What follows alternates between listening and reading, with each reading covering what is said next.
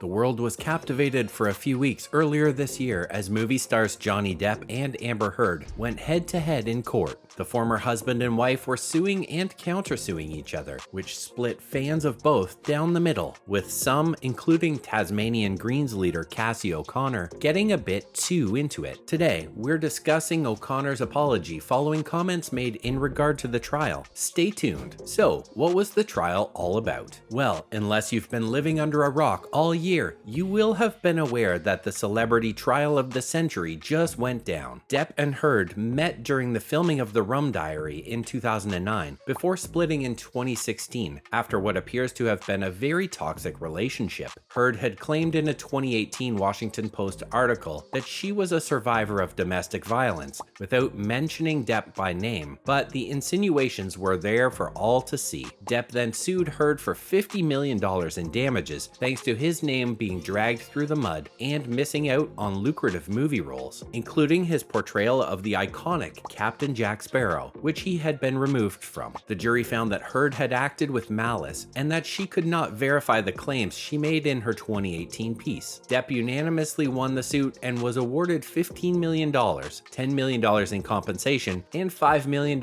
in punitive damages. Heard had attempted to countersue Depp for an eye-watering $100 million, centered around Depp's former lawyer claiming her allegations of abuse were a hoax. She was awarded $2 million in compensatory damages as Depp was found guilty on one count of defamation. Bizarrely, well, probably not so bizarrely, given the state of the world, fans of both drew their lines in the sand, proving that some people do have way too much time on their hands. What did you make of the outcome? So, what about O'Connor's comments? Stay tuned to find out. O'Connor, for one reason or another, felt it would be a good idea to air her views on a celebrity trial in public. Being a public figure within Tasmanian politics herself, her actions can best be described as misplaced, and she has since apologized. O'Connor had caused controversy during the trial when she posted comments in support of Depp, which read, "Sigh, I don't know if you caught much of the trial, but the jury was presented with zero evidence Depp physically abused or sexually assaulted Heard," which was a strange thing for someone of Connor's standing in the community to comment on. And if this wasn't bad enough, she continued by saying, in contrast, they heard audio of her admitting hitting him multiple times and severing his finger, viciously verbally abusing him. It really was a bizarre thing for an Australian politician to get involved in, a defamation case between two American movie stars. There was literally no good that could come from her tweets. And of course, O'Connor was immediately quizzed as to why she was defending a perceived domestic abuser, even after Depp was not found to have abused his ex-wife. What about her apology then? Let's see. O'Connor blamed the trial itself for her tweets, claiming she had watched too much, which prompted more questions in itself. How does the leader of a political party have enough time on her hands to watch too much of anything, let alone a celebrity trial? The Tasmanian Greens leader posted her apology on social media, which read, "I want to acknowledge and genuinely apologize for the hurt and confusion I have caused by allowing myself to be drawn into debate on the evidence of the Depp-Heard trial. The trial itself has been triggering for victim survivors everywhere, including me. Experts had warned that the case itself could have adverse effects on survivors of domestic abuse, but that didn't stop O'Connor making a crass remark in Parliament about the trial, proving that her brain had been completely hijacked by the whole affair, criticizing Labour MP Michelle O'Byrne about as good at that lectern as Amber Heard is in the Johnny Depp trial, a total fake. O'Connor also went on to say that she acknowledged how the trial had been weaponized by abusers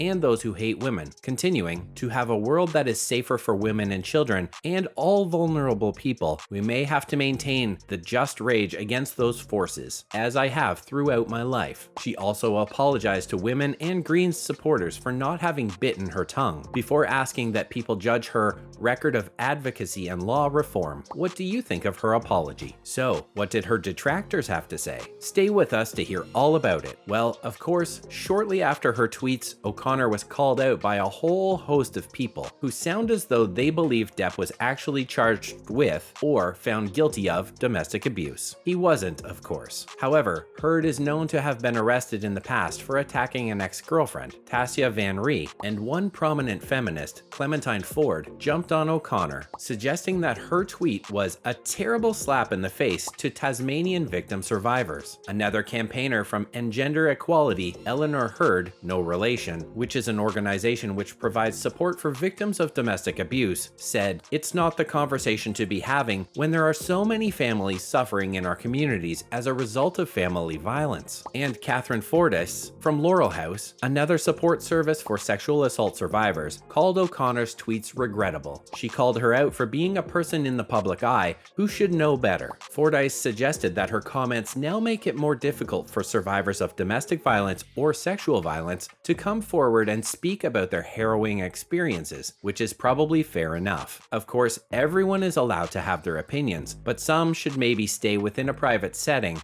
and not on the world's biggest opinion sharing platform, Twitter. There's absolutely no reason for O'Connor to be airing her opinions in this manner, and she now faces a huge task to save her reputation. What do you guys make of all of this? Next up, Heard's attorneys have asked the court to throw out the verdict. Stay tuned. Earlier today, July 6th, Amber Heard's legal team asked the judge to throw out the result in the defamation case the world was subjected to last month. Depp was awarded $10.35 million after it was found that Heard's comments in an op-ed were unfounded. However, Heard and her team of attorneys have suggested that one of the jurors may not have been properly vetted, and also that the verdict wasn't supported by the evidence. Who knows how they've gotten there? Heard's team are arguing that the verdict was excessive and indefensible and have moved for it to be dismissed. They are also asking for a new trial, which 99% of the world have no interest whatsoever in going through again. Heard's lawyers have somehow suggested that the evidence overwhelmingly supported Ms. Heard believed that she was the victim of abuse at the hands of Mr. Depp. They then went on to clutch at even smaller straws by suggesting that one juror was born in 1945, whilst other documents suggested the juror in question was actually born in 1945. Heard's lawyer said in the motion, this discrepancy raises the question whether juror 15 actually received a summons for jury duty and was properly vetted by the court to serve on the jury. I mean, does it really matter when someone was born? Surely they are still able to give an opinion. This is probably just an admin error. What do you guys think? And finally, is Depp set to reprise his role as Captain Jack? Let's see. Rumors have been swirling following Johnny Depp's libel lawsuit win against his ex-wife, suggesting he could be set to jump back into character as Captain Jack Sparrow. However, one of the Hollywood A-listers representatives has poured cold water over the idea. One news report had suggested last week that Depp was set for a $300 million